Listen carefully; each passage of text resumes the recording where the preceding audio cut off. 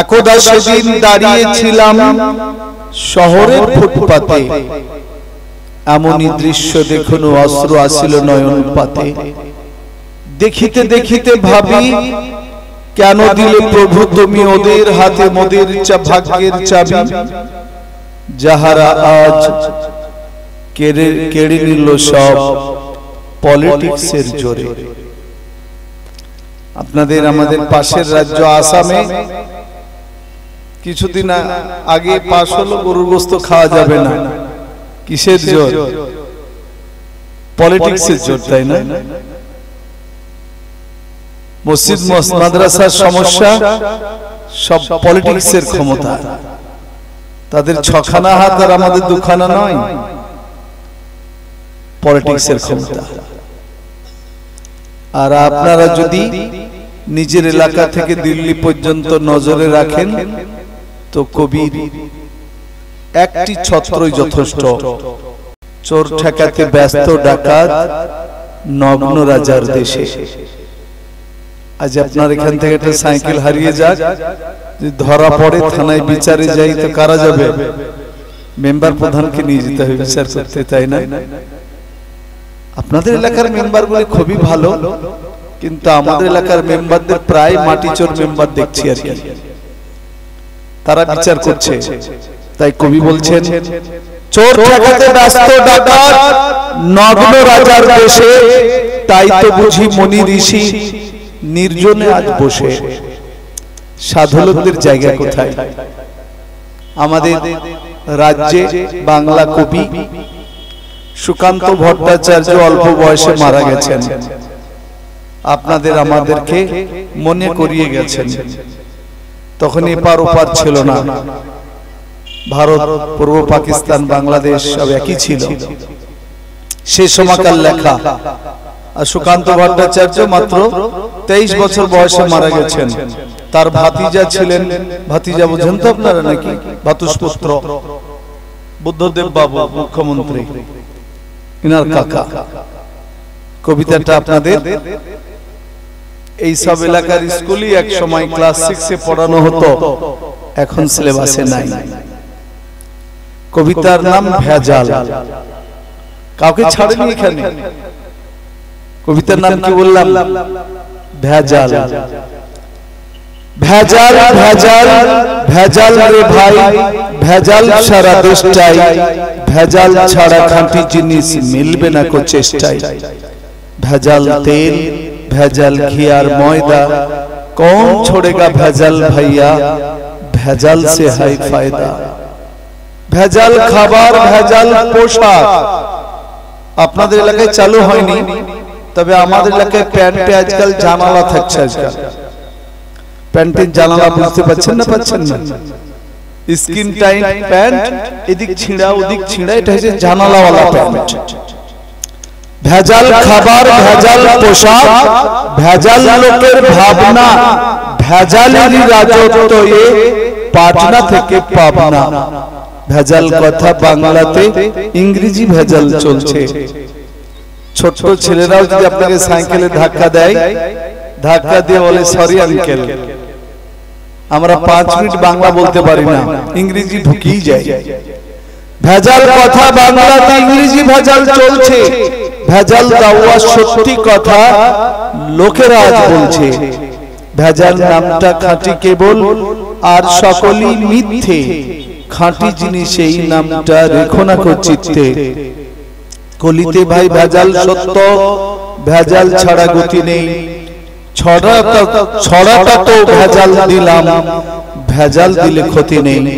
সুকান্ত ভট্টাচার্য। আর আমাদের মতন যারা টুপি দাড়িওয়ালা লোক, হয় রাজ সড়কে বা আমাদের মুর্শিদাবাদ জেলার সদর শহর বহরমপুরে বা কলকাতার শহীদ মিনারে দাঁড়িয়ে যখন বলছি আমাদের বাবরি কেন গেল, কেন অকাপ সম্পত্তি গোলমাল করছো, কেন ওবিসি সার্টিফিকেট কেড়ে নিচ্ছ, জবাব চাই। চেহারাটা যদি টুপি দাড়িওয়ালা হয় তা আমাদের জন্য সহজ শব্দ পত্রিকাগুলি চয়ন করে। সুকান্ত মজুমদার বা শুভেন্দু অধিকারী লোকদের সহজ শব্দ টেররিস্ট আর নাহলে দহশতগর্দ না হলে এরা গোঁড়া, না এরা মোল্লা, না পাকিস্তানের আইএসআই চর, না তালেবান মার্কা ইত্যাদি ইত্যাদি। সেই সমস্ত শিক্ষিত বুদ্ধিজীবীদের জন্য একটা বলি, আমি আমার বক্তব্যে যাচ্ছি। We are Pacific, are not terror. We don't want never any war. The war is curse, devil's work. The war begets death and sorrow. It makes a man cruel and narrow. Allah is kind, loves His creation. He does not like to kill the nation. But the mankind disobey His rules. A man kills a man. It is wonderful. মহান স্রষ্টা আল্লাহর শুকরিয়ায়, এই জন্য যে তার অশেষ কৃপায় এই ধরনীতে আমরা সৃষ্টির সেরা মানব জাতি হিসাবে সৃষ্ট হয়ে আল্লাহর একমাত্র মনোনীত ধর্ম ইসলামে দীক্ষিত হয়ে শ্রেষ্ঠ নবী, শেষ নবী মুহাম্মদুর রাসূলুল্লাহ সাল্লাল্লাহু আলাইহি ওয়াসাল্লামের উম্মত হিসাবে আমাদের এই গণতান্ত্রিক ও ধর্মনিরপেক্ষ রাষ্ট্রের অঙ্গরাজ্য পশ্চিমবঙ্গের দক্ষিণ দিনাজপুর জেলার অন্তর্গত গঙ্গারামপুর থানা, মনে হয় এটা কি সফরামপুর গ্রাম, জি সফরাম দিঘি গ্রামে আজ 15 ডিসেম্বর 2024 গতকালকে সভা হয়েছে। এই হাদিস কোরআনের আলোকে আলোচনা শোনার জন্য আপনারা আমরা উপস্থিত হতে পেরেছি। সেই মহান স্রষ্টার শুকরিয়ার্থে মা বোনেরা মনে মনে আপনারা আমরা স্বতঃস্ফূর্তভাবে সাবলীল চিত্তে সমাবেত কণ্ঠে সকলে বলি আলহামদুলিল্লাহ এবং বিশ্ব বরেণ্য নবীর প্রতি বর্ষিত দরুদ ও সালাম আন্তরিকভাবে পড়ি সাল্লাল্লাহু আলাইহি ওয়াসাল্লাম। আর এই যে আপনারা এসেছেন আজ, আপনাদের সঙ্গে মনে করুন আমি মোহাম্মদ নাজমুল্লাহকে প্রথম দেখা, এই দেখা কিয়ামতেও হবে, পরকালে হবে। যারা পরিচিত, যাদেরকে দুনিয়া চিনেছেন, পরকালে তাদের সঙ্গে দেখা হবে। তাই একান্ত প্রার্থনা, ইয়া রাব্বাল আলামিন, আমাদের আত্মীয় পাড়া প্রতিবেশী যারা বিভিন্ন কবরস্থানে শায়িত, তুমি তাদের এবং আমাদের গুনাহ খাতা মার্জনা করে তাদের সঙ্গে আমাদের জান্নাতে সাক্ষাৎ নসিব করো। সকলে বলি আল্লাহুম্মা আমিন। মাদ্রাসার সদস্যবৃন্দ, পরিচালক সমিতির শিক্ষক মণ্ডলী এবং স্নেহের শিক্ষার্থীরা, আর আগত আপনারা বয়োজ্যেষ্ঠ সমবয়স্ক নারী পুরুষ নির্বিশেষে সকলকে আন্তরিকভাবে শ্রদ্ধা সালাম জ্ঞাপন করে কিছু কথা হাদিস কোরআনের আলোকে বলতে চলেছি। আল্লাহ রাব্বুল ইজ্জাত আমাদের সকলকে আমল করার তৌফিক দান করুন, আল্লাহুম্মা আমিন। আর মনে মনে সবাই নিয়ত করি অন্তত যে আমল করার চেষ্টা করব। এটাতে একটু স্বতঃস্ফূর্ততার সঙ্গে বলি ইনশাআল্লাহ। জি বলেন বাবাজি, গুরুজন, ইনশাআল্লাহ। আর বাকি আপনাদের এলাকায় আমার কিছু বলার তেমন নাই। এলাকা দেখলাম মাদ্রাসা দারুন এলাকা, মাদ্রাসা নিজস্ব সম্পত্তি অনেক। আমি যে এলাকায় বাস করি সেটা আপনাদের এখানে বাংলাদেশ পার হয়ে কোন জেলা এটা পড়ে? বাংলাদেশে দিনাজপুর। ও দিনাজপুরিতে ভাগ হয়েছিল। আমাদের ওই পারে হচ্ছে রাজশাহী। আমাদের বাড়ির পাশ থেকে রাজশাহী লাইট দেখতে পাওয়া যায় রাত্রে এরকম। তো রাজশাহীর আর আমাদের মুর্শিদাবাদের মাঝে যে গ্রামগুলি রয়েছে ইন্ডিয়াতে, সব গ্রামের শুরুতে চর লেখা আছে। চর দেবীপুর, চর লবণগোলা, চর সফিহাজি পড়া, এরকম চর দিয়ে নাম।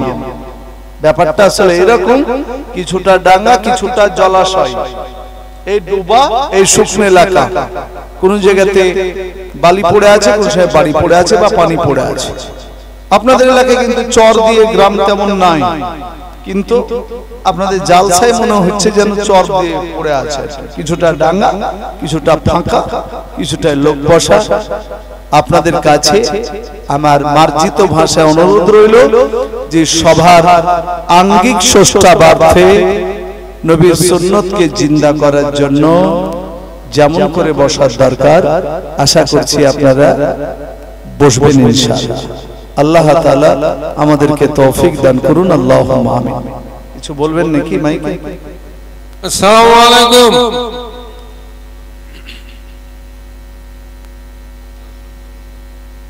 জি কিছু বলছিলেন, বলে দেন, বলেন কিছু বললে বলেন। আলহামদুলিল্লাহ ভাই, প্রতি বছরের নেই এবারেও এই রত্নাপুর ইসলামিয়া বেঙ্গল মাদ্রাসা জলসা অনুষ্ঠান হচ্ছে। আপনারা এই দিক বিদিক না থেকে দোকানে যা জমজমাট দেখলাম সেখানে না থেকে আপনারা প্যান্ডেলে আসে বসুন, প্যান্ডেলে আসুন। শীতের দিন প্যান্ডেলে বসলে পরে বেশ প্যান্ডেলটা পরিষ্কার হচ্ছে, চারিদিকে ঘেরা। আপনারা আসুন, আমাদের মৌলভী সাহেব বক্তৃতা দিচ্ছেন, হাদিস কোরআনের কথা শুনুন। বাজারে থাকলে কিন্তু আপনাদের কোনো পুণ্য সঞ্চার হবে না। আর এই মজলিসে যদি এসে বসেন, অগণিত ফেরেশতারা এই মজলিসটাকে ঘিরে ধরে আছে, তারা আল্লাহর কাছে মাগফিরাত কামনা করছে আমাদের জন্য। আপনারা নির্দ্বিধায় এখানে আসে বসুন।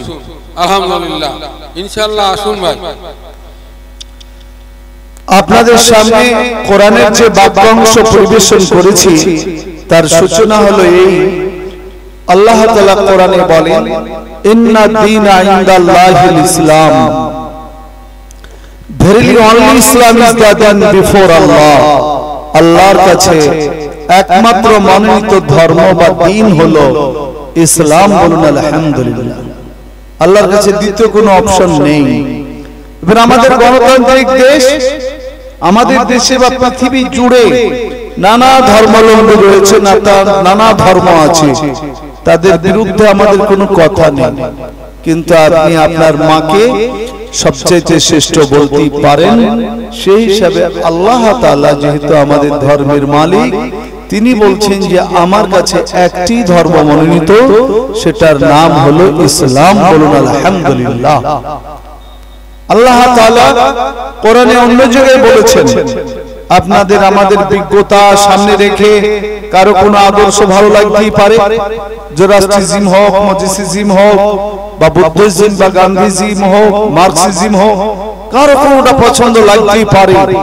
আল্লাহ রাব্বুল ইজ্জাত সেই মর্মেও কথা বলেছেন, ওয়া মান ইয়াবতাগি গায়রাল ইসলামি দীনান ফালা ইউকবালা মিনহু।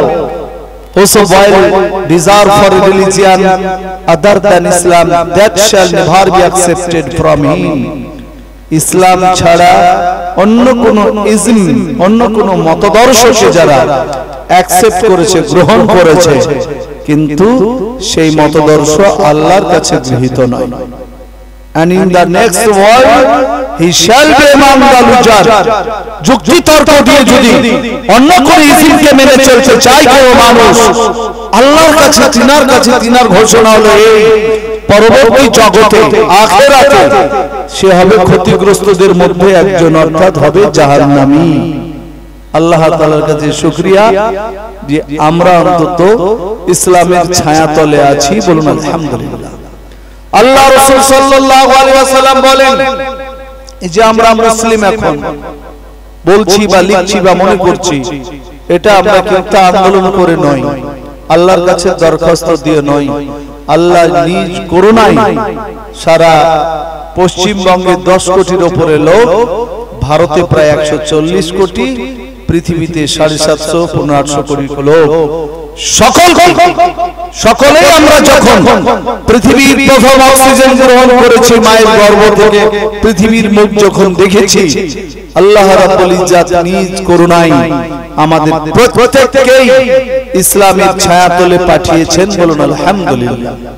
হাদিসে আছে, মা মিন মাউলুদিন ইল্লা ইউলাদু আলাল ফিতরা ফাবাওয়াহু ইউহাবিদানিহি আও ইউনাসসিরানিহি আও ইউমাজ্জিসানিহি। Every child is born with a disposition towards a natural religion in Islam। পৃথিবীর মানচিত্রে যত বাচ্চা ভূমিষ্ঠ হয়, যার ঘরই হোক, প্রত্যেকটা বাচ্চা তার প্রকৃত ধর্ম, ন্যাচারাল রিলিজিয়ন ইসলামে দীক্ষিত হয়। নবী সাল্লাল্লাহু আলাইহি ওয়াসাল্লাম বলেছেন, আফটার দ্যাট, তারপরে কি করে অন্য ধর্মাবলম্বী হয়ে যায়, after that their parent make them Jew আর খ্রিস্টান আর মেজাই। তার অভিভাবক আরবিতে দ্বিবচন হয়, ইংরেজিতে দ্বিবচন হয় না, সিঙ্গুলার ও প্লুরাল হয়। হাদিসে আছে ফাআবাওয়াহু দ্বিবচন, তার পিতামাতা, তার অভিভাবক অভিভাবিকা, তার জনক জননী তাদেরকে এমন ভাবে লালন পালন করে বড় হয়ে খ্রিস্টান হয়, অগ্নি পূজক হয় অর্থাৎ মেজাই অথবা ইহুদি হয়ে যায়। আল্লাহর কাছে শুকরিয়া আদায় করতে হবে যে আমাদেরকে আপনার আমার পিতা মাতা পাক্কা সাচ্চা মুসলমান হয়তো করতে পারেননি, কিন্তু ইসলামের ছায়া তলে আপনাকে আমাকে লালন পালন করেছেন, নাম ইসলামিক রেখেছেন, খাতনা দিয়েছেন, মসজিদ মাদ্রাসা বুঝিয়েছেন, আমরা কোরআনের প্রতি ঈমান রেখেছি।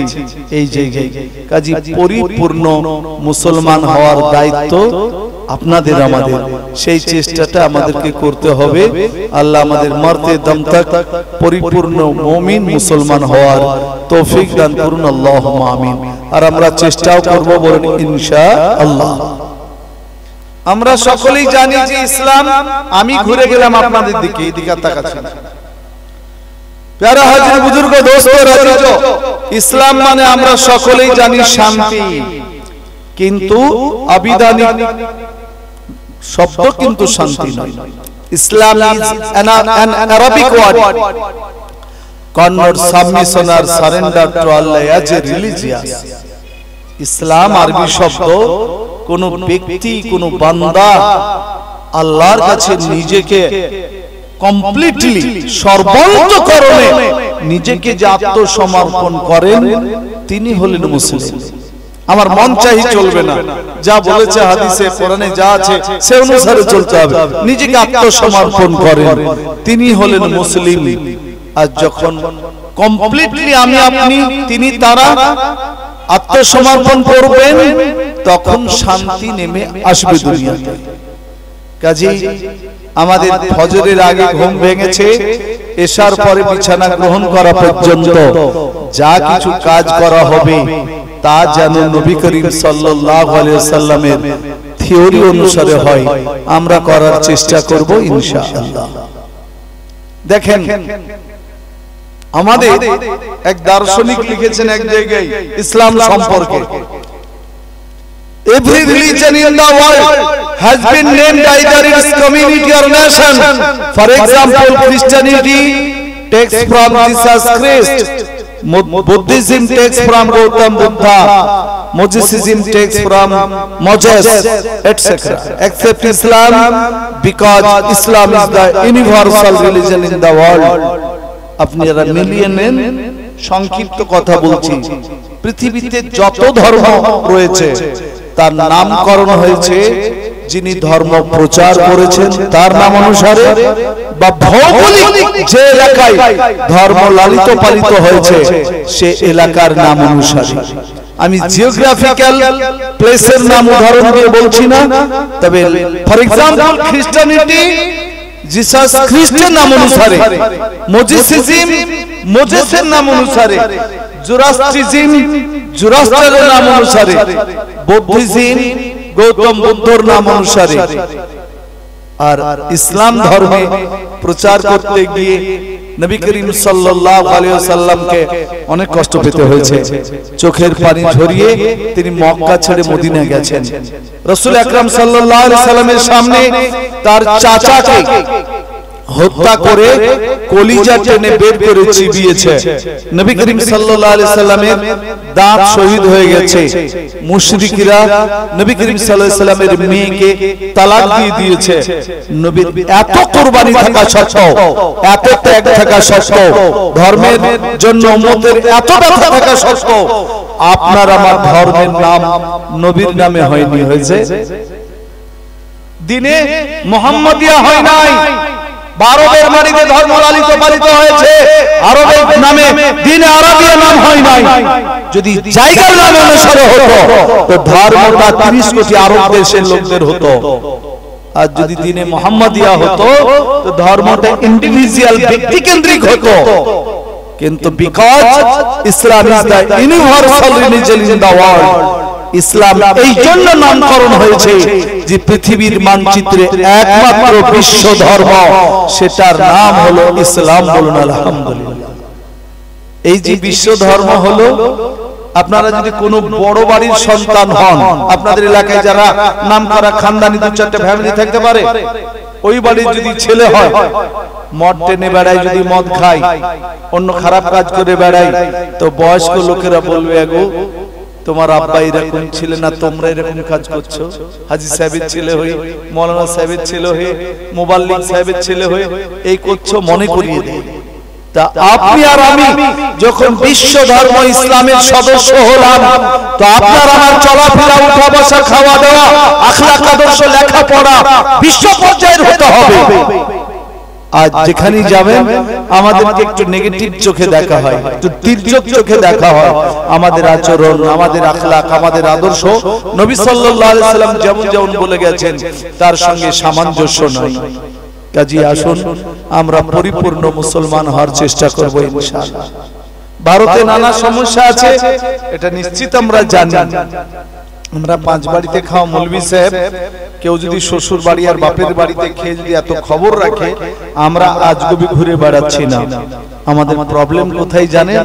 যে আপনাদেরই খাওয়া দাওয়া করতে হয় আর আপনাদের বিরুদ্ধেই ওয়াজ করতে হয়। এটা বড় জটিল কাজ, বলেন তাই হয় না? মসজিদে ইমামতি করি, ভাতা কে দেয়, বেতন কে দেয়? আপনারা। খাবার কে দেয়? আপনারা।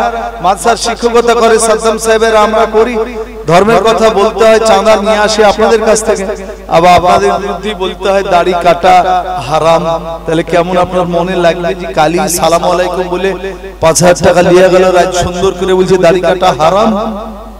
দাড়ি কাটলে কবিরা গুনাহ হয়। দাড়ি কাটা লোককে সালাম দিলে পারে আল্লাহ এত নারাজ হন যে আল্লাহর আরশ কেঁপে যায়। যে সমস্ত মেয়েরা সাবালক সাবালিকা হয়েছে তারা ইচ্ছাকৃত নিজের হেজাব করে না, তো কাবিরা গুনাহ করে। এই তো আমার মা বোনেরাও তো চাঁদা বন্ধ করে দিবে, যে কালী বললে কাবিরা গুনাহ। আজকে বলছে খালাগো আমাকে ধান দাও, চাল দাও। তা আমাদের কাজটা করতে হয় যে আপনাদের খেয়ে, আপনাদের নিয়ে, আপনাদের বিরুদ্ধে বলতে হয়। তবু এই জন্য বলে বেড়াই, দেখা যাক আমাদের কমিউনিটি, আমাদের নেশন, আমাদের সমাজ আমাদেরকে কি চোখে দেখে, কতটা রক্তিম চোখে দেখে, কতটা কষ্ট দেয়, কত কটু কথা বলে। অভ্যাস করি, শুনে হজম করার চেষ্টা করি, যেন আগামী দিনে আমাদের ঈমান চুরির জন্য, আমাদের মাদ্রাসা মাক্তবের ক্ষতি হবে তার জন্য, আমাদের জাতি এবং সমাজের এগেইনস্টে সরকার বিভিন্ন পর্যায়ের আইনগুলি পাস করতে চায়, তাদের বিরুদ্ধে যেন আমরা রাজ সড়কে দাঁড়িয়ে বলতে পারি। তাই মাঝে মাঝে আপনাদের বিরুদ্ধে কথা বলে প্র্যাকটিস করতে চাই। আল্লাহ আমাদের শুভবুদ্ধি দান করুন, বলি আল্লাহুম্মা আমিন। তবুও বলবো, ভারতে যা কিছু চলছে তার মাঝে আদার দ্যান নেবারহুড কান্ট্রি, আমরা আমাদের দেশে অ্যাজ এ মুসলিম এখনো ভালো আছি। একবার আলহামদুলিল্লাহ বলবেন, এখনো ভালো আছি। দেখেন আমাদের প্রতিবেশী দেশ বাংলাদেশ খুব ভালো আছে, তাই না? প্রায় 17 কোটি মুসলিম বাস করে, और রাষ্ট্রপতি মুসলিম, और জাজ মুসলিম, और প্রধানমন্ত্রী মুসলিম, খুব ভালো আছে। আচ্ছা বলুন, এখন এই সমাজে যদি আপনারা হিসাব লাগান যে বাংলাদেশ গড়েছে 71 সালে আর পূর্ব পাকিস্তান হয়েছে 47 সালে 14 আগস্ট, এই 14 আগস্ট থেকে নিয়ে পূর্ব পাকিস্তানে অর্থাৎ বাংলাদেশে, অধীনা বাংলাদেশে যত আলেম ওলামার ফাঁসি হয়েছে, আমি মনে করি other the neighbourhood country Pakistan, Myanmar, Bangladesh আর মালদ্বীপ, শ্রীলঙ্কা এবং ভুটান, এগুলো হচ্ছে আমাদের প্রতিবেশী কান্ট্রি। যত এই দেশটাতে আলেম ওলামার ফাঁসি হয়েছে কোন দেশে হয়নি। মৌলবীদের ফাঁসি কিছুদিন আগে আন্তর্জাতিক খ্যাতি সম্পন্ন সুবক্তা মরহুম দিলওয়ার হোসেন সাইদি মারা গেলেন। তার আগে কোথায় ছিলেন? জেলে ছিলেন না? ছিলেন না? আর আপনারা যারা একটু ভারতের খোঁজ খবর রাখেন, আপনারা মিলিয়ে দেন যে ভারতের মাটিতে 1947 সালে 15 আগস্ট দেশ স্বাধীন হওয়ার পরে একজনের ফাঁসি হয়েছে, কোন মৌলভী সাহেবের একটাও পারবেন না। ওই জন্য আমাদের মোদিজি মাঝে মাঝে মুখ শুকিয়ে বসে থাকে যে বাংলাদেশে মুসলমান তোরা পারলি মৌলবীদের ফাঁসি দিতে, আমরা একটাও পারছি না, তাই মুখটা আর ব্যথায় শুকিয়ে যায়। প্যারে হাজরিন, মাথায় রাখবেন, যার যেটা কাজ সে যদি না করে তার শাস্তি পেতে হবে। আপনাদের এলাকায় বা এলাকায় মরিচ বা লঙ্কা বলেন, ও যদি মনে করে আমি ঝাল হব না মিষ্টি হব, তার বাজার শেষ। চিনি যদি মনে করে মিষ্টি না হয়ে আমি লবণাক্ত হব, আর দাম শেষ। আর লবণ যদি লবণাক্তের কাজ না করে, ওর গুণ না থাকে, ও শেষ। তাহলে বলুন তাদের যা কাজ, আল্লাহ তাআলা কোরআনে বলেছেন ইন্নামা ইয়াশাল্লাহু মিন ইবাদিহিল উলামা, ভেরি অনলি উলামা ফিয়ার্স টু আল্লাহ প্রমিস ডিভোটিজ। পৃথিবীর মানচিত্রে আল্লাহর যত বান্দা রয়েছেন, প্রকৃত আলেম উলামাই আল্লাহকে ভয় করে। ওই আল্লাহ ভীতি যদি আলেম উলামাদের না থাকে, তাহলে তাদেরকে ভুগতে হবে। প্রধান গুণ হবে যে একমাত্র আলেমেরাই আল্লাহকে ভয় করবে। সেই তৌফিক আমাদেরকে দান করুন, আল্লাহুম্মা আমিন। টাকা সকলের দরকার, কার টাকা দরকার নাই বলুন? টাটা বিল্লাদের এত টাকা, তো ব্যবসা বন্ধ করে দেয়নি, ওরা জীবনে টাকা গুনে শেষ করতে পারবে না। তাই বলে ব্যবসা বন্ধ করেনি, টাকা সকলের দরকার, আমাদেরও দরকার। আমরা ইমামতি করলেও পাবলিক দেয়, মিলাদ মাহফিলে গেলেও পাবলিক দেয়, জালসাতে গেলেও পাবলিক দেয়। আপনারাই তৈরি করেছেন। হুজুর লাগবে কত? 15,000 লাগবে, 20,000 লাগবে, 25,000 লাগবে। বলুন আজকাল আমরা কন্ট্যাক্ট করা শুরু করেছি না করিনি? অনেকে জিজ্ঞাসা করেছেন হুজুর এটা কি হারাম হবে নাকি লেওয়া? তাই আমি বলি শোনো ছোট মৌলবি, হারাম বলছি না, তো ব্যারামেতে কোনো সন্দেহ নেই। আমাদের আল্লাহওয়ালা বুজুর্গরা কোনদিন এই রকম দাবি করেনি, কম যা দিয়েছে তাতেই বরকত হয়েছে। আমাদের বুজুর্গরা না খেয়ে মরে যায় না, কিন্তু আমাদের সমাজের আওয়াজ চালু হলো। বাংলাদেশের মৌলবীরা অতীতে গেল, কার 2 লক্ষ টাকা ফিস, কার 1 লক্ষ টাকা ফিস, কার হেলিকপ্টার ভাড়া আলাদা, কে গাছে চড়ে জিকির করছে, কে হুড়ুক মেরে জিকির করছে। আজীব জিনিস। প্যারে হাজরিন, আল্লাহ রাসূল সাল্লাল্লাহু আলাইহি সাল্লাম বললেন মান আযযামাল আলিমা ফাকাদ আযযামানি হুসাওয়ানাতুল আনওয়ানাতুমি। যারা আলিম ওলামাদের সম্মান করলো, সে ব্যক্তি আমি নবী মুহাম্মদ, আমাকে যারা সম্মান করলো, আমার ভাবা উচিত আমাকে ইজ্জত দিলে, আমাকে সম্মান দিলে যদি নবীকে সম্মান দেওয়া হয়, তো কওমের জন্য, জাতির জন্য, সমাজের জন্য আমাদের কেমন কাজ করা দরকার। আর নবী আসবে না, রাসূল আসবে না। তাবলীগ জামাতে যান, এটা মারকাজ। শুনতে পাবেন যে নবী আর আসবে না, নবী রেখে যাওয়া কাজ আলেম উলামাদেরকে করতে হবে। আল্লাহ রাসূল সাল্লাল্লাহু আলাইহি সাল্লাম বলেছেন ইন্নামাল উলামা ওয়ারাসাতুল আমবিয়া লাম ইয়ারিসু দিনারা ওয়ালা দিরহামা। নিশ্চয় আলেমেরাই হচ্ছে একমাত্র নবীদের ওয়ারিস। সারা জীবন যদি তাবলীগে চিল্লা লাগিয়ে দেয়, তবু মৌলবি হওয়া যাবে না, দিনদার হওয়া যাবে, পরেজগার হওয়া যাবে। তাই আলেমদের জন্য আল্লাহ রাসূল ফজিলত বললেন যে আলেমেরাই হলো একমাত্র নবীদের ওয়ারিস। কেউ মারা গেলে তার সম্পত্তি ছেলে মেয়ে পায়, আলেমেরা নবীদের সম্পত্তির ওয়ারিস নয়। লাম ইয়ারিসু দিনারা ওয়ালা দিরহামা। তাদেরকে স্বর্ণ মুদ্রা, রৌপ্য মুদ্রা, টাকা পয়সার ওয়ারিস বানানো হয় না। ইলমে দ্বীন, ইলমে নববী, অর্থাৎ নবীর উম্মত বিপন্ন, নবীর উম্মত ঈমান হারা, নবীর উম্মত ফিতনার মধ্যে পড়ে গেছে, আর নবী আসবে না।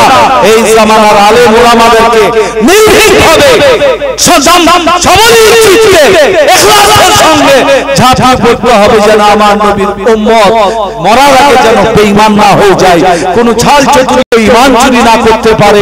এই রক্ষকের কাজ করতে হবে। আলেমে দ্বীনদেরকে মরতে দম তক এই কাজ করার আমাদের তৌফিক দান করুন, বলুন আল্লাহুম্মা আমিন। আপনাদের কাছাকাছি হলে আমি জিয়াফত দিতাম। আজকে ইনশাআল্লাহ বাড়িতে পৌঁছালে কালকে 12টায় দমকল, রাজ সড়ক, বাস স্ট্যান্ড, বড় বাস স্ট্যান্ড, মোদিজিরা ওয়াকাফের বিরুদ্ধে আইন নিয়ে আসছে, তার বিরুদ্ধে প্রকাশ্যে প্রতিবাদ সভা আছে। কাছে হলে হয়তো বলতাম, কিন্তু এখানে বলা দরকার নেই। কিন্তু এই জেলা তো আলেম ওলামা আছে, জালসা করাতে এত লোক হয়, আর ওখানে কাল যাব, আটা নাও দিবে না কেউ, আমাকে আমার গাড়ি ভাড়া দিয়ে নিজেকে যেতে হবে, তবে তো দিনের কাজ।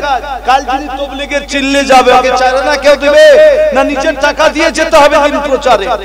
প্যারা হাজির বুজুর্গ আমাদের যা দায়িত্ব, আমরা যদি না পার করি, সেটা যদি পালন না করি, তা আমাদের মতন লোকের প্রতি ওই যোগীজি টাকলু বাবুদের অত্যাচার জুলুম আরো বেড়ে যাবে। তাই আসুন নবীর সুন্নতের প্রতি অটুট থাকার চেষ্টা করব, বলুন ইনশাআল্লাহ। দেখেন কতটা সুখে আছে আমাদের প্রতিবেশী দেশ। মা বোনরা শুনুন, আপনার তো গল্প চুটিয়ে করে নিচ্ছেন, আর আমি তো কোকিল কণ্ঠী বক্তা নয়, আমি আছি ফাটা কণ্ঠের বক্তা। শুনলে চলবে, না শুনলে না চলবে। আমি আমার খুব মনে পড়ে যে বর্ধমান থেকে জালসা করে এসেছি বাড়িতে, 18 নভেম্বর জালসা ছিল, আর বাড়িতে পৌঁছেছি 19 নভেম্বর। মনে হলো ল্যাপটপে একটা খবর দেখি, এখানে আসলাম তো একটু খবর মোবাইলে শুনিয়ে এলাম আন্তর্জাতিক। দেখছি টিভি রেঙ্গুনের একটা খবর দিচ্ছে, একজন মুসলিম মহিলা বোরকা পরে, মা বোনেরা মন দিয়ে শুনবেন, প্রতিবেশী রাষ্ট্র মায়ানমার ব্রহ্মদেশ, যেটা খুব গোলমাল চলছে, এটা কাটা গলা কাটা হাত কাটা পা কাটা চলছে, সেই দেশে একজন মুসলিম মা বোরকা পরে একটা ছেলে ঘাড়ে কোলে নিয়ে হাঁটছেন রাত ঝড়ে। কিছুক্ষণ পরে দেখলাম একদল বারমুডা পরা কতগুলি যুবক মুসলিম ছেলেটাকে এমন ভাবে, জননীটাকে মাটাকে এমন ভাবে ধরলো, স্কার্ফ মাথাটাকে আগে কেড়ে নিল, বোরকাটাকে টেনে হিচড়ে ছেড়ে দিল, বিবস্ত্র হলো। তাদের জৈবিক খিদা নিবারণের জন্য ওই মুসলিম জননীর সঙ্গে যা অত্যাচার করার তাই করল। ছেলে কোথায় পড়ে গেছে, ছেলে না মেয়েটা বুঝতে পারছি না, তার সন্তানটা কোথাও পড়ে গেছে, তিনি পড়ে আছেন, ভাবছি মনে হয় মারাই গেছে। দেখলাম এক জালিম অত্যাচারী দুষ্ট দুরাচার পিশাচ ধারালো একটা অস্ত্র হাতে করে এলো, ভাবলাম হয়তো গলাটা কেটে দ্বিখণ্ডিত করবে। দেখলাম মুসলিম জননীর একবারে ধারালো অস্ত্র দিয়ে একটা স্তন কাটলো। তখন মুসলিম জননীটা ছটফট করে গোটা এলাকাটাই ওই জায়গাটা ঘুরে গোটা রক্তাক্ত হয়ে নিস্তেজ হলেন। ভাবলাম মনে হয় মারাই গেল। কিছুক্ষণ পরে আরেকজন এসে গলায় কোপ দিল, মনে হলো যে এবার শেষ হলো। সারা পৃথিবী দেখেছে, পৃথিবীকে বার্তা দিয়েছে একটা বাচ্চা। ওই বারমুডা পরা যুবকগুলি ভাবলো আর মা শেষ বাচ্চাটা অনেক আগে পড়ে মারা গেছে, কিন্তু বাচ্চাটা প্রকৃত মারা যায়নি, অজ্ঞান হয়ে পড়েছিল। কিছুক্ষণ পরে তার জ্ঞান ফিরেছে। কচি বাচ্চাদের কাছে সবচেয়ে নিরাপত্তার জায়গা হচ্ছে মায়ের কোল। তাই বাচ্চাটা হামাগুড়ি দিয়ে মৃত মায়ের বুকে চড়ে বাকি একটি স্তনে মুখ দিয়ে দুধ পাওয়ার চেষ্টা করছে, তার খিদা নিবারণের চেষ্টা করছে। সে জানে না যে আমার মা এই জগতে আর নাই, কোনদিন মা আমাকে আর সন্তান বলে লালন পালন করবে না। সারা পৃথিবী দেখলো, বাচ্চাটা যেন পৃথিবীর যারা অত্যাচারী তাদেরকে কোনো বার্তা দিতে চাইলো। আমরা আপনারা ভারতে বাস করি, আমাদের কি করার আছে? কিছু করার নাই। এটা একটা স্বয়ং সম্পূর্ণ দেশ, আমাদের দেশের নিয়ম কানুন রয়েছে, কিন্তু মুসলিম জননী আপনাদের কাছে বলার আছে, আপনারা চেষ্টা করতে পারবেন যে একজন মায়ানমারের মুসলিম বোরকাওয়ালা তোমরা অত্যাচার জুলুম করে তার ইজ্জত লুটেছো, তার গলায় কোপ দিয়েছো, তার স্তন কেটে নিয়েছো। আমরা ভারতের পশ্চিমবঙ্গের দক্ষিণ দিনাজপুরের মহিলা, আমাদের সত্যি এর প্রতিবাদে কিছু করার নেই, কিন্তু একজন দিনদার বোরকাওয়ালা মেয়ের প্রতি অত্যাচার হলে আমরা তোমার সিসিতে বোন কিছুই পারলাম না, আমরা বোরকাওয়ালা হয়ে গেলাম। আমাদের আইবি ডিআইবি জানবে ভারতের মাটিতে এত বোরকাওয়ালা হলো কেন, মেয়েরা বেপরদায় থাকে না কেন, মুসলিম জনেরা কেন নিকাব এবং হিজাব পরে চলে, তার একটা বার্তা যাবে। আমাদের মা বোনরা শুনলে খালি চোখের পানি ঝরাতে জানে, আমলে জানে না। আর কোন মাওলানা সাহেব কোকিল কণ্ঠী ওই বক্তব্য রাখলে দিল ফেটে যায়, বাস এতে আমাদের ব্যস্ত। দুনিয়া জুড়ে মায়েদের প্রতি যেখানে অত্যাচার জুলুম হয়েছে, যেখানে দাঙ্গা হয়েছে, সর্বপ্রথম সফট টার্গেট নরম আক্রমণের জায়গা হচ্ছে মা বোনেরা। তাদের ইজ্জত আবরু লুটে নেওয়ার চেষ্টা করা হয় in the territory of all, পৃথিবীর যে কোনো কোণে। 2010 সালে ইংল্যান্ড থেকে একটা পত্রিকা বের হয় মাসিক, পত্রিকাটার নাম ইন্ডিপেন্ডেন্স পত্রিকা। ইন্ডিপেন্ডেন্স, সেই পত্রিকায় একজন মুসলিম মহিলা, তার নাম সাবিয়া, তার একটা আত্মবিবরণী ছেপেছিল। ভারতে আমরা পেয়েছি ওয়েবসাইটে। কি লিখছে? সাবিয়াকে জিজ্ঞাসা করছে, তুমি রিফিউজি ক্যাম্পে কেন? তো বলছে, আমার বাড়ি কম্বোডিয়া। হঠাৎ সেখানে দাঙ্গা হলো, দাঙ্গায় মুসলমানদেরকে মারো, মসজিদ ভাঙো, এদের গুড়িয়ে দাও, ইত্যাদি ইত্যাদি। আমি আমার 6 মাসের একটা শিশু সন্তানকে নিয়ে বাড়িতে আত্মগোপন করলাম। একদিন দুদিন পার হয়ে গেল, কিছু খাওয়া নাই। আমার বাচ্চা দুধ খেতে চাই, আমি যেহেতু খাইনি তো দুধ আসবে কোত্থেকে? বাচ্চা এবার মাঝে মাঝে কেঁদে উঠে। আমি দেখলাম ধরা তো পড়বই, আর তো উপায় নাই, অন্তত বাচ্চাকে তো কিছু খাওয়াই, আমি খেলে বাচ্চা খেতে পারবে। তাই মুসলিম জননী সাবিয়া রাতে উঠে রান্না শুরু করেছেন। সার্বিয়ান মিলিটারি হাজির, 2-4 জন মিলিটারি চলে যায়, কি রান্না করছো? বলছেন, ভেজিটেবল রান্না করছি স্যার, সবজি। তো তোমরা না মুসলিম, তোমাদের প্রিয় খাদ্য গোশত, আর তোমরা সবজি রান্না করছো? দাঁড়াও, তোমার জন্য গোশত নিয়ে আসছি বলে ওরা 4 জন চলে গেল। সাবিয়া বলছেন, মনে মনে হলো যে এরা যারা আমাদের স্বামী নেই হত্যা করেছে, গ্রামের লোক উজাড় করেছে, মসজিদগুলি ভেঙে গুড়িয়ে দিয়েছে, কোরআনকে পুড়িয়েছে, তারা আমাদের দরদি হয়ে গোশত খাওয়াবে। তাই আল্লাহর কাছে মনে মনে প্রার্থনা করছি, আল্লাহ তুমি অন্তত মরার পূর্বে হারাম খায়ো না। হয়তো কুকুর বা শুকুরের বা মরা গোশত নিয়ে এসে বলবে খা, নাহলে গুলি করে দেব। তো আল্লাহ মরার আগে যেন হারাম না খেতে হয়। ইত্যবসর দেখলাম তারা আবার এলো, কিন্তু তাদের হাতে কিছু নেই, না ব্যাগ আছে না ক্যারি আছে। কিন্তু আমার কচি বাচ্চাটা কি জি বুঝলো, আমার কচি বাচ্চাটা আমার বুকে একবারে সেঁটে গেল, চিপসে গেল। কিন্তু তারা এসে আমার হাঁড়িতে যে রান্না হচ্ছিল, আমি বসে আছি, একাধ পাক আমাকে বেষ্টন করে ঘুরঘুর, আর বাজ পাখি যেমন শিকারের প্রতি ঝাঁপিয়ে পড়ে, ওরকম গতি ঝপটা দিয়ে আমার কোল থেকে কচি বাচ্চাটাকে কেড়ে নিল।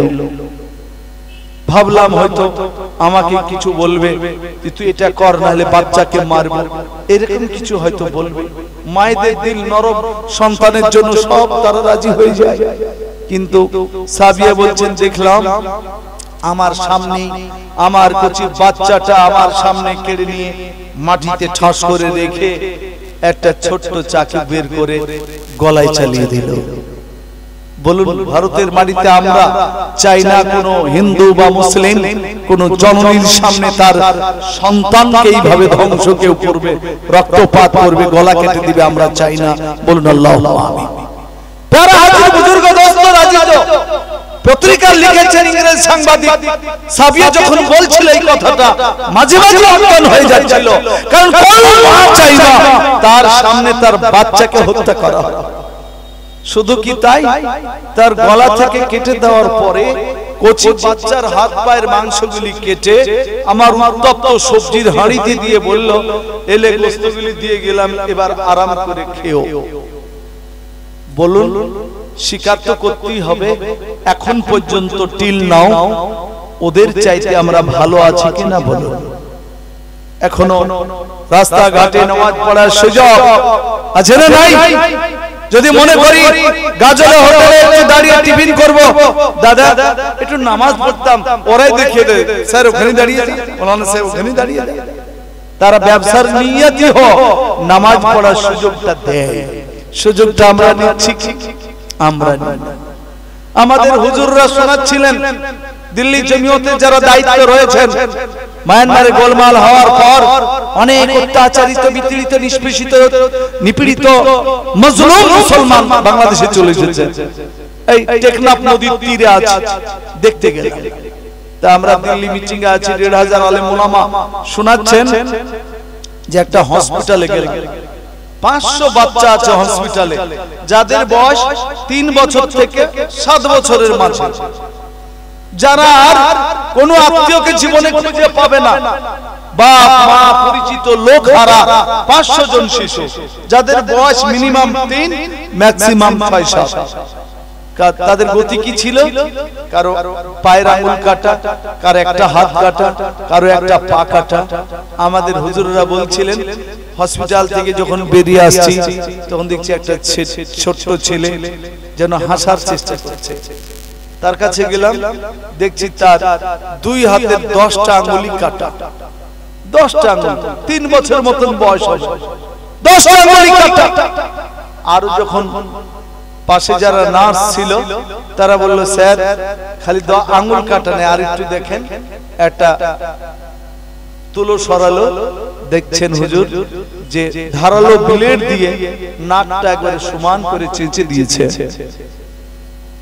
বলুন আপনারা কি আমরা কি এখনো তো আল্লাহর রহমতে এটা দেখতে হয় না? প্যারা হাদিস বুজুর্গ রোজ রাজিজো, সেজন্য আল্লাহ তাআলা কোরআনে বলেছেন, ওয়া মাইয়াবগি গায়রাল ইসলামি দীনান ফালা ইউকবালা মিনহু। আল্লাহর কাছে একমাত্র মনোনীত দ্বীন ইসলাম, আর যে ইসলাম ছাড়া অন্য কোন দ্বীন গ্রহণ করবে, অ্যাকসেপ্ট করবে, আল্লাহর কাছে সেটা অ্যাকসেপ্টেড নয়। কাজে আল্লাহ রাসূল থেকে নিয়ে এই পর্যন্ত ধারাবাহিকতা দেখলে আমরা এখন খুব সহজে ইন্ডিয়ান মানে কনস্টিটিউশন, সংবিধানে যে সুযোগ সুবিধাগুলি দিয়েছে, আপনাদের এটা দেখছি হাই স্কুল না আলিয়া মাদ্রাসা না হাই মাদ্রাসা, হাই মাদ্রাসা তালিয়া হোক আর হাই মাদ্রাসা হোক আর হাই স্কুল হোক। আমার হাই স্কুলে আপনার 3200 স্টুডেন্ট, 77 জন শিক্ষক শিক্ষা কর্মী আছে। আমি টুপি দাড়িওয়ালা তাদের প্রধান। চলছি, প্রত্যেকটা বইয়ের কভার পেজে লেখা আছে preamble, liberty of thought, expression, belief, faith, ownership, চিন্তার অধিকার। আপনি বসে বসে এখানে আমাকে কেন্দ্র করে কি চিন্তা করছেন, এই অধিকার আপনার কেউ থামাতে পারে না। Liberty of thought, expression. Modi ji আইন আমাদের অকাপ সম্পত্তির বিরুদ্ধে আইন পাস করার চেষ্টা করছে। কালকে আমরা সরকারকে জানিয়ে, প্রশাসনকে জানিয়ে গঙ্গারামপুরে রাজ সড়কে দাঁড়িয়ে আমরা সভা করতে পারি। এক্সপ্রেশন, আমি কি বলবো তার অধিকার। বিলিভ, ফেথ, অনারশিপ, বিশ্বাসের অধিকার, and worship, ইবাদত বندگی করার অধিকার। এভরিবডি আর ইকুয়াল, প্রত্যেকই সমান। আলহামদুলিল্লাহ। বিশ্বাসের অধিকার কি? আমরা লা ইলাহা ইল্লাল্লাহ, there is no creator without Allah, আল্লাহ ছাড়া ভালো মন্দের মালিক নাই, এটা আমাদের বিশ্বাস। বলুন আল্লাহ ছাড়া কেউ নাই। আবার যদি কালকে পরশু আমি এসেছি আপনাদের জেলায়, কোথায় যাচ্ছিলাম, খ্রিস্টানদের চার্চ দেখতে পেলাম রাস্তার ধারে। তো চার্চের যারা লোক খ্রিস্টান, তারা তো তৃতীয়বাদে বিশ্বাসী। এত বড় পৃথিবী, 7 সমুদ্র, 13 নদী, 7টা মহাদেশ, সবকিছু চালাতে এক আল্লাহ পারবে না, 3 জন চাই। অ্যাকর্ডিং টু দেয়ার ফেথ তারা 3 জন মেনে চলে। আর আমাদের প্রতিবেশী বান্ধবদের অনেক, জৈবনের জন্য কামদেব, সৌন্দর্যের জন্য মা দুর্গা, শক্তির জন্য মা কালী, শিক্ষার জন্য কি গো, শিক্ষার কি পূজা হয়, মা সরস্বতী, ইত্যাদি ইত্যাদি মিসলেনিয়াস। 33 কোটি দেবদেবী, 33 কোটি। আজকে যে বাড়িতে খাওয়ার আয়োজন ছিল, একটা আগরবাতি কাঠির গায়ে লেখা আছে 4 in 1, 4 in 1, একের মধ্যে 4টা গুণ। আর আমাদের বিশ্বাস কারো হতে পারে এক একটা ক্ষমতার জন্য, এক একটা গুণের জন্য এক একটা দেবদেবী রয়েছে। শক্তির জন্য আলাদা, সৌন্দর্যের জন্য আলাদা, সম্পদের জন্য আলাদা, জৈবনের জন্য আলাদা, ইত্যাদি ইত্যাদি। কিন্তু আমাদের অল ইন অন, সবকিছু এক আল্লাহর কাছে, এটা আমাদের বিশ্বাস। আপনাদের জানি না জেলায় সবচেয়ে মুসলমান কোন থানায় বাস করে কম? আপনাদের জেলায় বালুরঘাটে, বা ধরে বালুরঘাটই হলো, তো মনে করুন বালুরঘাটে মুসলমান কম, সেখানে খ্রিস্টান আছে, হিন্দু ভাই বেশি আছে। মনে করেন 10% মুসলমান বাস করে, সেখানে একটা মসজিদ আছে। ফজরের সময় এরকম আমার মুরব্বীদের মতো লোক গিয়ে সুইচে টিপি আল্লাহু আকবার আজান শুরু করলেন, আশহাদু আল্লা ইলাহা ইল্লাল্লাহ। জোরে কি বলতে চাইছেন? ভোর রাত্রে আজান দিচ্ছেন, গোটা দুনিয়ার লোক ঘুমিয়ে আপন আপন ঘুমে ব্যস্ত বিভোর, কিন্তু আমার মুয়াজ্জিন বাবাজি ব্যর্থ কণ্ঠে মাইকে সহজে স্পিকার লাগিয়ে আজানে বলছেন আশহাদু আল্লা ইলাহা ইল্লাল্লাহ অর্থাৎ আল্লাহ ছাড়া কেউ নাই। খ্রিস্টানেরা কদিন লাঠি নিয়ে তেড়ে গেছে, আব্দুল জব্বার আব্দুল করিম মাইকে ঘোষণা করছিস আল্লাহ ছাড়া কেউ নাই, আমরা যে আরো দুটো মানি তিনটা, তোরা বলছিস একটা, আমাদের দুটো ডিলিট করলি কেন জবাব দেও, নাহলে পিটিয়ে সাফ করে দেবো। কোনদিন জিজ্ঞাসা করেছে খ্রিস্টানরা? আর যখন আপনি বলছেন আশহাদু আল্লা ইলাহা ইল্লাল্লাহ, এখানে তো দুবার বললেন, আবার আজান শেষ করার সময় আরেকবার বলছেন লা ইলাহা ইল্লাল্লাহ, আল্লাহ ছাড়া কেউ নাই। তো যে হিন্দু ভাইরা 33 কোটি দেবদেবী পালন করে, মেনে চলে, তারা কোনদিন লাঠি নিয়ে আসেনি যে আমাদের 32 কোটি 99,99,999 টাকে ডিলিট করলে কেন? ওই মৌলবি জবাব দাও। কোনদিন এসে বলেছে? বরঞ্চ আমরা নাজমুল হকেরা ভোটে দাঁড়িয়ে প্রধান হয়েছি, পঞ্চায়েত সমিতির সভাপতি হয়েছি, এমএলএ হয়েছি, তো আমাকে ঠেকাইকে মা দুর্গার মা কালীর পুজোতে আমরাই নমস্কার করে বেড়াচ্ছি, নমো নমো করে বেড়াচ্ছি। করে না করে না মুসলমান ছেলেরা? আল্লাহ তাআলা কোরআনে বলেছেন ওয়াবুদুল্লাহ ওয়া লা তুশরিক বিহি শাইআ, worship to Allah and do not associate with him, আল্লাহর ইবাদত করো, তার সঙ্গে কোনোমতে শিরক করবে না। মুসলমান ভাইরাও ছুটছে। আমরা দেখেছি প্রতিবেশী ভাইরা প্রত্যেকটা থানাতে কালী মন্দির আছে। আপনাদের থানাতে আছে না নাই? আমাদের বিশ্বাস প্রত্যেকটা থানাতে আছে। আর আমাদের জানা মতে পশ্চিমবঙ্গে অনলি ওয়ান একটা থানাতে মসজিদ আছে, ওটা থানাতে মসজিদ হয়নি, মসজিদের পাশে থানা হয়েছে। তাই প্যারা হাজির থানায় পুলিশ বাবুরা কালী পুজোটা ভালোভাবে করে, এই জন্য শক্তির দেবী, তাই তারা পালন করে, পুলিশদের শক্তির প্রয়োজন। আমাদের এলাকার বুঝলে মুর্শিদাবাদে বাড়িতে ছেঁচড়া চোর আছে, তারও বুদ্ধি কম নয়। কালী পূজার রাত্রে দরকারে নিজের আপন চাচার কলা চুরি করে। কি বুঝাতে যাই জানেন? যে আজ চুরি করে যদি না ধরা পড়ি তো লাইসেন্স রিনিউ হয়ে গেল, 1 বছর চুরি করলে আর ধরা পড়বো না।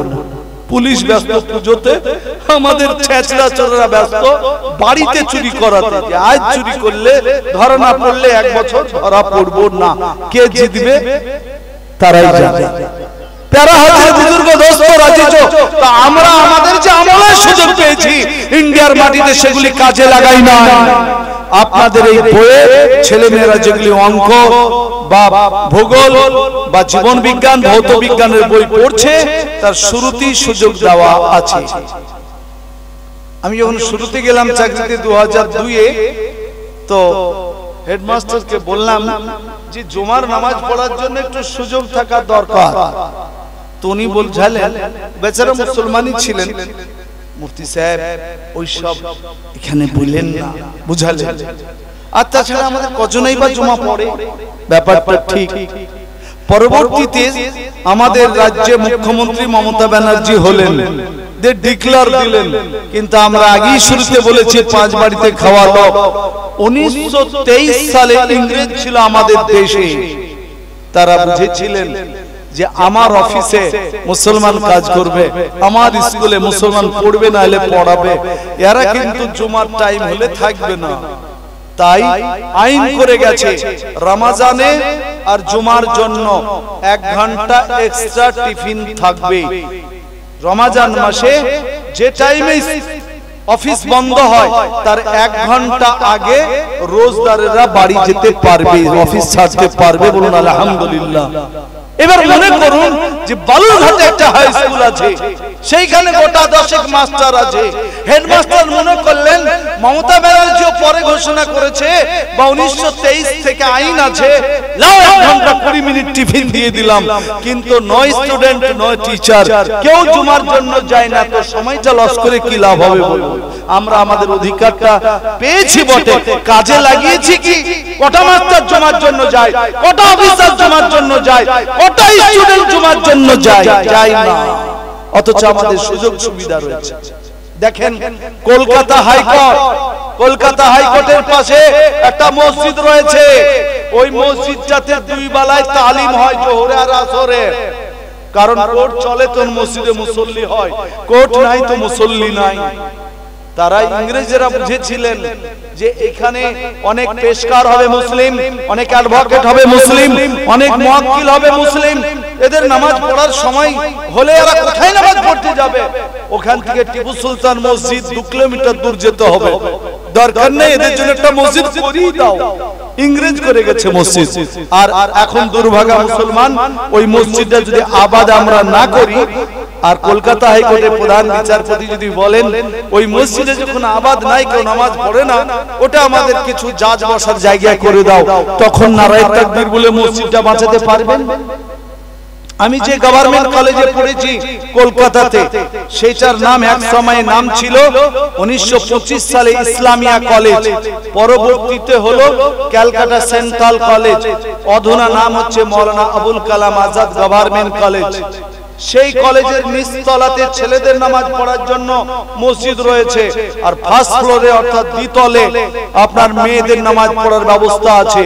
মনে করুন সেইখানে যে কটা অধ্যাপক অধ্যাপিকা রয়েছে, যে কটা শিক্ষার্থী রয়েছে, তারা যদি নামাজ পড়া ছেড়ে দেয়, নামাজ যদি না পড়ে, সৎব্যবহার যদি না করে, আর ওই গভর্নমেন্ট কলেজের প্রিন্সিপাল যদি জায়গাটাকে লাইব্রেরি করে নেয়, ওই জায়গাটা আপনি আমি বাঁচাতে পারবো?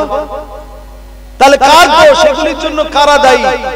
আপনার আমার যে পুরাতন পার্লামেন্ট, মোদের নিয়ত কি জানা নাই, পার্লামেন্ট তো নতুন বানিয়ে নিলেন। পুরাতন পার্লামেন্টে প্রেয়ার হল ছিল, নতুন পার্লামেন্টে আমার যাওয়া নেই। পার্লামেন্টারি মসজিদ ছিল, উপরাষ্ট্রপতি আব্দুল হামিদ আনসারী, তাকেও নামাজ পড়েছি, তার পাশেই পড়ে এসেছি। ওই মসজিদের ইমাম বর্তমানে এমপি হয়েছেন উত্তরপ্রদেশ থেকে, মৌলানা নদভী এমপি হয়েছেন। তো আমাদের দেখি পার্লামেন্টে যারা কাজ করবেন, পার্লামেন্টের এমপি হবেন, অফিসার হবেন, নামাজের সময় হলে যাবে কোথায়? তাই ইংরেজ তৈরি করেছিল ওই পার্লামেন্ট, তাই তার সাথে মসজিদও তৈরি করেছিলেন। আমরা যে কটা এমপি কে পাঠিয়েছি, এখন বর্তমানে 33টা এমপি মুসলিম আছে, এরা যে যদি নামাজ না পড়ে তো বলবো ওই মসজিদটা আবাদ করার দায়িত্ব কার? আপনার আমার যে যখন মনে করলে ওখানে যেতে পারবে না, যারাকে পাঠাচ্ছি তারা কি তা আবাদ করতে হবে। তো এইরকম হাজারো সুযোগ আমাদের সংবিধান দিয়েছে, তারা করে গেছে। আমরা যদি ওগুলিকে কাজে না লাগাই, তা আগামী দিনে ওগুলি হাতছাড়া হবে।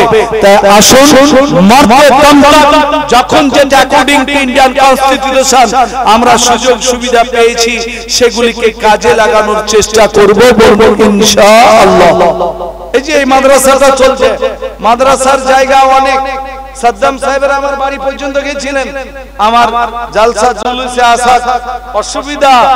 একটা স্কুলের দায়িত্ব নেওয়া মানে প্রধান শিক্ষকের কত দায়িত্ব থাকে আপনারা বুঝেছেন। কাছে আজ স্কুল, কালকে আমি স্কুল কামাইও করেছি এখানে উপস্থিত হওয়ার জন্য। এই মাদ্রাসার বায়োডাটা আমার তেমন জানা নেই, কিন্তু মাদ্রাসার যা জমি জায়গা, কাগজ কলম সবকিছু ঠিক রেখে এটাকে কাজে লাগান। আপনারা দেখলেন না আমাদের দেশের একটা রাজ্যের টাকলু বাবা আর আমাদের ত্রিপুরার এক বাবা, দুই বাবা মিলে আইন পাস করেছিল মাদ্রাসা অবৈধ। আপনার এলাহাবাদ হাইকোর্ট রায় দিয়ে দিল, হ্যাঁ মাদ্রাসা অবৈধ, সরকারি বেসরকারি কোন মাদ্রাসা চালানো চলবে না, অবৈধ রায় দিয়ে দিল। এবং এটাও ঠিক হলো আগামী 3 মাসের মধ্যে মাদ্রাসাগুলিতে যে সমস্ত স্টুডেন্ট ছেলেমেয়েরা পড়াশোনা করে, অতি সত্বর তাদেরকে 3 মাসের মধ্যে অন্য কোনো হাই স্কুলে ট্রান্সফার করে সেখানে পড়াশোনার ব্যবস্থা করাতে হবে। আমি আগেই বলেছি যে আলেমেরাই প্রকৃত আল্লাহকে ভয় করে। নিশ্চয় এরকম আলেমে দ্বীন আপনার এলাকাতেও রয়েছে, আপনার রাজ্যে রয়েছে, আপনার দেশে রয়েছে, নাহলে চলতো না। আল্লাহ তাআলা মিথ্যা হবে না, নাউযুবিল্লাহ মিন যালিক। আমাদের আলেম ওলামারা এলাহাবাদ হাইকোর্টের রায়ের বিরুদ্ধে সুপ্রিম কোর্টে কেস করলেন। সুপ্রিম কোর্ট প্রধান বিচারপতি চন্দ্রচূড় বাবু রায় দিয়েছেন যে ভারতবর্ষের মাটিতে মাদ্রাসার বিরুদ্ধে যে দুটো বিধানসভায় রায় পাস করেছে বা এলাহাবাদ হাইকোর্ট যা রায় দিয়েছে তাকে বাতিল বলে গণ্য করা হলো। বলুন আলহামদুলিল্লাহ। আমাদের অ্যাডভোকেট ছিলেন অমুসলিম, আমাদের অ্যাডভোকেট দাঁড়িয়ে বললেন, স্যার আমার বলার আছে। বলে রায় হয়ে যাওয়ার পর আর কি বলার আছে? বলে স্যার তবু আছে বলার, যে দুটো রাজ্য তার বিধানসভায় আইন পাশ করেছিল, হতে পারে আগামীতে রাজস্থান বা উত্তরাখণ্ড বা মধ্যপ্রদেশ, এরা আইন পাশ করলে আবার আমাদেরকে কোর্টে আসতে হবে। স্যার তার জন্য আপনি কি বলছেন? মহামান্য বিচারপতি লিখলেন, দিন দা টেরিটরি অফ ইন্ডিয়া, আগামী দিনে ভারতের কোনে কোনে যেখানে হোক না কেন, কিবা কেন্দ্রশাসিত অঞ্চল কিবা রাজ্য শাসিত অঞ্চল যেখানেই হোক না কেন, আগামী দিনে মাদ্রাসার বিরুদ্ধে আর কোনো আইন পাশ করতে পারবে না। জোরে বলুন আলহামদুলিল্লাহ।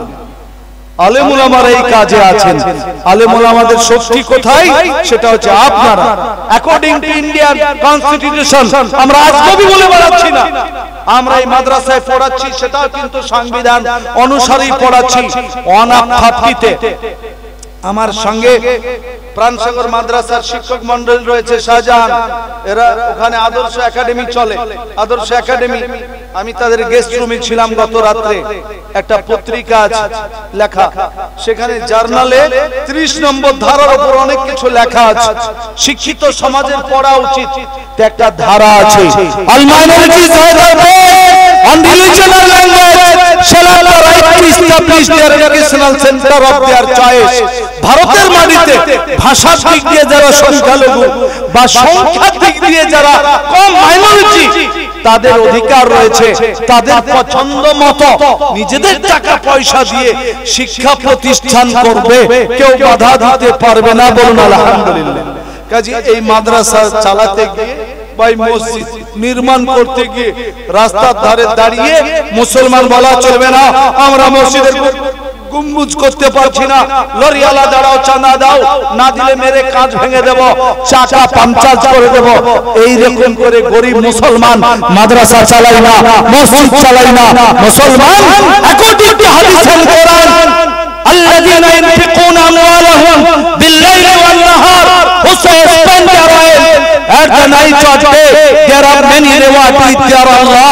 আল্লাহ তাআলা কোরআনে বলেছেন, যারা আল্লাহর রাস্তায় রাতে বা দিনে প্রকাশ্যে বা গোপনে আল্লাহর রাস্তায় খরচ করে, তাদের জন্য বড় প্রতিদান রয়েছে। বলুন আলহামদুলিল্লাহ।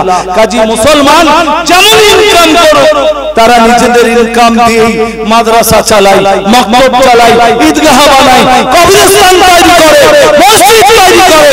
জোর করে কারো কাছে চাঁদা নিয়ে আমরা মসজিদ করি না। বলুন আলহামদুলিল্লাহ। আর কোনোদিন করব না, বলবো ইনশাআল্লাহ। কাজী আমাদের জন্য মাথায় রাখবেন, খেলোনা সমাজ কর हमें ना बर्बाद करना, हम भी किसी के बनाए हुए हैं। খেলার পুতুল মনে করে আমাদেরকে কেউ যেন ধ্বংস করতে উদ্যত না হয়। আমাদের একজন স্রষ্টা আছেন, তিনি হলেন আল্লাহ। আলহামদুলিল্লাহ। কাজী নিজেদের কাজগুলি আমরা করে যাই। সংবিধানে এরকম ভাবে যে জালসাটা করছেন, অজনসের আয়োজন করেছেন, মাইক লাগিয়েছেন, হ্যাঁ, রাত্রি 10টার পরে প্রশাসন বলতেই পারে যে 65 ডেসিবেলের নিচে মাইকের আওয়াজ রাখতে হবে, এটা বলতেই পারে। বাকি তোমরাও মানো না, আমরাও মানি না। আমাদের হাটে গেছি, ইন্দুর মরা বিষ বিক্রি করার জন্য কত জোরে মাইক বাজাচ্ছে, তা ঠিক নাই। গোটা দেশে যদি মাইক নাই বাজাই, আমরাও বাজাবো না ইনশাআল্লাহ। কুরবানি ফিতরা যা খেয়েছি চিৎকার করে এই লোকগুলিকে আওয়াজ শুনিয়ে দেব। কিন্তু তোমাদের ইন্দুর মারা বিষ মারা চলবে আর আমাদের জালসা চলবে, এটা হতে পারে না। আমাদের আদর্শ দ্বারা অমুসলমান ভাইদের সঙ্গে সদ্ব্যবহার করতে হবে, তাদের সঙ্গে ভালো ব্যবহার করে বোঝাতে হবে যে নবীর উম্মতের আদর্শ কেমন হয়, আখলাক কেমন হয়, চলাফেরা কেমন হয়। আর এগুলির জন্য মূল কারিগর হচ্ছে মাদ্রাসা। এই মাদ্রাসা যদি না হতো আমি নাজমুল হক মৌলভী হতাম না, মাদ্রাসা না হলে আমি বক্তা হতাম না, মাদ্রাসা যদি না থাকে ভালো মুবাল্লিগ পাবেন না, মাদ্রাসা না থাকলে আপনার মসজিদের ভালো ইমাম পাবেন না। তাই এত সম্পত্তি এলাকায় আপনারা গুরুজনরা আলেম ওলামাদের পরামর্শ নিয়ে মাদ্রাসার পাশে দাঁড়ান। মাদ্রাসা আছে, মাদ্রাসাওয়ালা আছে তো চীনের প্রাচীর। এই যে ধরুন রাত্রে জালসা করে বেরিয়ে যাব, রাস্তায় যদি শোনেন নাজমুল হক আক্রান্ত, তো জানতে হবে রাস্তায় গোলমাল শুরু হয়েছে, সতর্ক হওয়ার সুযোগ পাবেন। আর যদি মনে মনে করেন যে না এরা কিছুই নয়, তা আচানক কোথায় গোলমাল? 1978 সালে কৃষ্ণনগর শহরে গোলমাল হয়েছিল, তখন লোকেরা লুঙ্গি পরতো। ট্রেন এসে যেমনি দাঁড়িয়েছে মুর্শিদাবাদের লোককে বলছে তোদের নাম কি রে? বলছে শ্যামল, কে বলছে দেবেন, কে বলছে হিমান্ত। ওরা ভাবলে এরা সুন্দর সুন্দর লাগছে, তাই তাদের ডাউটটাকে দূর করার জন্য তখন 78 সালে বলেছিল লুঙ্গি তোল। লুঙ্গি তোল মানে কি বুঝতে পেরেছেন এবার? যে হারকেন জ্বালা আছে না লিভানো আছে, খাতনা দেওয়া আছে না নাই। দেখছে খাতনা দেওয়া আছে, দে মার কি দে মার। তারা জিজ্ঞাসা করেনি তুমি হানাফি না আহলে হাদিস, দেওবন্দি না বেদী, নামাজ পড়ো না কি ধরো না, তাবলীগে চিল্লা দিয়েছো না দাও নাই, তোমার নাম আব্দুল জব্বার করিম হলেই যথেষ্ট, তোমাদেরকে দুনিয়া মুসলমান মনে করে। কাজী আপনারা আমার বাপ-দাদা ইসলামের ছায়াতলে যখন লালন পালন করেছেন, আসুন কমপ্লিট মুসলমান হব। আর চীনের প্রাচীর দুর্গ এই মাদ্রাসাগুলির পাশে দাঁড়াবো, আলেম ওলামাদের পাশে দাঁড়াবো। আজকে একজন হাফিজে কোরআন এই মাদ্রাসা থেকে পাশ করেছে, তাকে পাগড়ি দেওয়া হবে নাকি গো? তাই লেখা দেখলাম। আল্লাহ তাআলা আপনাদেরকে কবুল করুন। মাদ্রাসায় দিলে কমবে না, বেলডাঙ্গায় তত জমি বেশি নাই, কিন্তু আল্লাহর রহমতে পশ্চিম বাংলার মাটিতে বেলডাঙ্গাতে সবচেয়ে বেশি মাদ্রাসা, বড় মাদ্রাসা। যত দান করেছে এলাকার লোক তত বড় লোক হয়েছে মাদ্রাসার পাশে দাঁড়ানোর কারণে। কাজে এলাকার লোককে অনুরোধ করছি এই মাদ্রাসার পাশে দাঁড়ান, ইনশাআল্লাহ তুম্মা ইনশাআল্লাহ আপনাদের রুজিতে বরকত হবে, কমে যাবে না। আল্লাহ আপনাদেরকে আমল করার তৌফিক দান করুন, আমাদেরকে আমল করার তৌফিক দান করুন, আল্লাহুম্মা আমিন। এই বলি পরবর্তী বক্তা জ্ঞানী গুণী আসবেন, তারও মূল্যবান কথা শুনবেন। আল্লাহ তাআলা যেন মরতে দম তক ইসলামের ছায়াতলে মাদ্রাসার পাশে থাকার তৌফিক দান করেন। আর আমরা চেষ্টা করব ইনশাআল্লাহ। ভাই জোরে বলে একবার ইনশাআল্লাহ। এই বলে আবেগ উচ্ছ্বাসের বক্তব্য রীতি টানছি, ভুল ত্রুটি হলে ক্ষমা করবেন। ওয়া আখিরু দাওয়ানা আলহামদুলিল্লাহি রাব্বিল আলামিন। আসসালামু আলাইকুম ওয়া রাহমাতুল্লাহি ওয়া বারাকাতুহু। পাগড়ি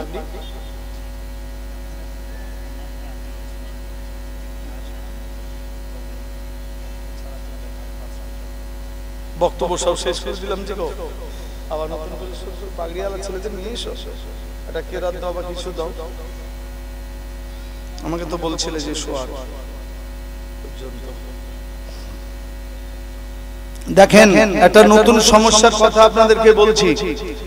স্কুলে পড়াশোনা আপনারা সবাই করেছেন, আমাদের এই স্কুলেও যারা চাকরি করেন তাদের মধ্যে অনেকে ওবিসি ক্যাটাগরিতেও চাকরি করে, ওবিসি সার্টিফিকেট নিয়ে।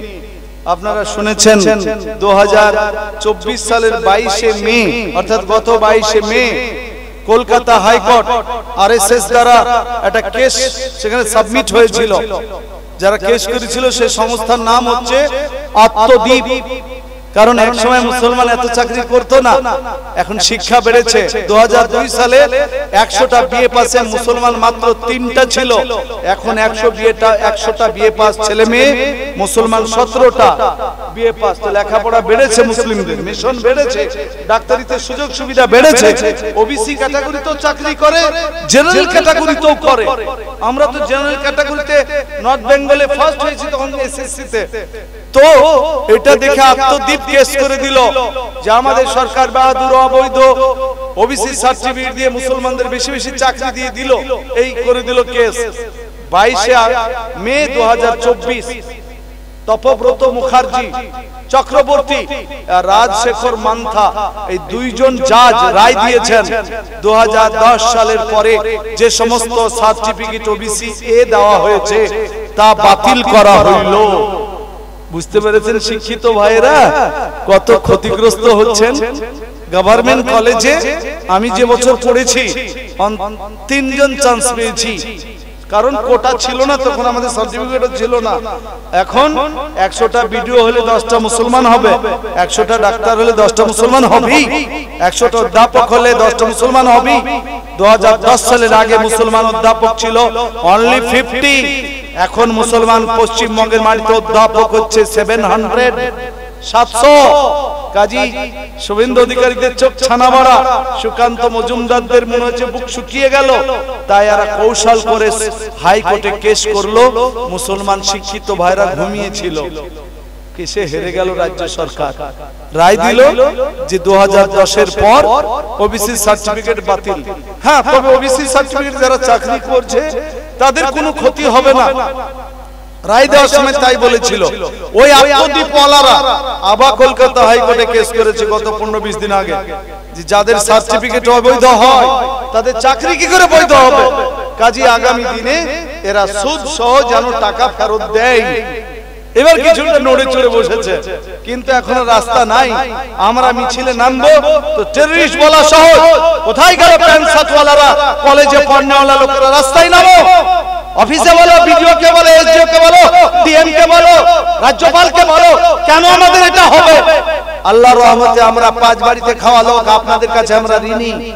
আমি নাজমুল হক পিটিশনার হয়ে দিল্লি জমিয়তের সহযোগিতা নিয়ে আমরা এই কেসটার বিরুদ্ধে সুপ্রিম কোর্টে আপিল করেছি। গত 2রা ডিসেম্বর একবার শুনানি হয়েছে, আগামী 17 তারিখ অর্থাৎ পরশুদিন আবার ডেট আছে। দোয়া করবেন যেন এই কেসটাই জিতি আমরা, বলুন আল্লাহুম্মা আমিন। জিতলে কার লাভ? আমাদের ভবিষ্যৎ প্রজন্মের লাভ, কারণ এতে অনেক কিছু লুকিয়ে আছে। তারা বুঝেছে যে মুসলমান এগোচ্ছে, আবার মধ্যখানে ওয়াকফ ইউনিফাইড ওয়াকফ ম্যানেজমেন্ট অ্যাক্ট নাম দিয়ে ওয়াকফ সম্পত্তিগুলি করায়ত্ত করার জন্য, অপব্যবহার করার জন্য আইন পাস করেছে। এর বিরুদ্ধে আমরা গত 3রা নভেম্বর দিল্লি থেকে প্রতিবাদ শুরু করেছি। আজকে যে সভা হয়েছে 5 লক্ষ লোক কোথায়? আপনার কারাপ্পা চন্দ্রবাবু নাইডুর বাড়ির সামনে। চন্দ্রবাবু নাইডুকে বুঝাতে চেয়েছি যে আপনারা দুজন, নীতিশ কুমার আর চন্দ্রবাবু নাইডু, আপনারা দুজনে সারথি এখন কৃষ্ণের অর্থাৎ মোদিজির। আপনারা দুজনে হটে যান, আর আইন পাস করার 14 পুরুষের ক্ষমতা নাই। চন্দ্রবাবু নাইডুকে বুঝাতে চেয়েছি। তার লোকেরা আজকে এসে বলেছেন মুসলমানদের ক্ষতি হবে, এরকম আইনে আমরা সিগনেচার করব না, বলুন আলহামদুলিল্লাহ। আর গত 15 নভেম্বর 24 নভেম্বর সভা হয়েছে নীতিশ কুমারের বাড়ির সামনে ময়দানে। 4 লক্ষ সামথিং লোক হয়েছিল। একটাই আবেদন যে মুসলমান বিলিভ করে there is no peace is living without water. মাছ যেমন পানি ছাড়া বাঁচে না, তেমনি মুসলমান যেখানেই থাকে, মাদ্রাসা, মাকতব, খানকা, তাবলীগ, জমিয়ত, কবরস্থান, ঈদগাহ এগুলি থাকবে। এই জমিগুলি ওয়াকফ, তোমরা কেড়ে নেওয়ার চেষ্টা করছো, মারতে দাম তাক। আমরা আইন অনুসারে, সংবিধান অনুসারে এর প্রতিবাদ করে যাব ইনশাআল্লাহ। আমরা মুর্শিদাবাদ জেলা থেকে শুরু করছি। যেদিন শুনতে পাবেন কলকাতায় ডাক, আপনাদের আলেম ওলামারা বলবেন, আপনারা নিজেদেরকে ছোট ভাবেন না যে আমরা না গেলেও হবে।